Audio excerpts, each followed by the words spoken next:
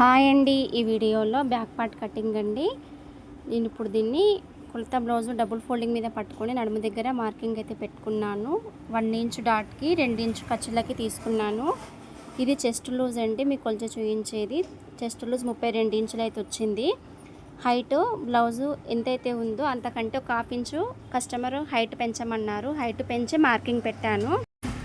గల్లాకి 2 ఇంచులు తీసుకున్నాను. షోల్డర్ చూడండి, ఇక్కడ 4 ఇంచులు అవుతుంది. ఆది బ్లౌజ్ షోల్డర్ ఎంత ఉంటే అంతే పెట్టుకోవాలండి. ఎప్పుడైనా మనం తగ్గించి పెట్టకూడదు.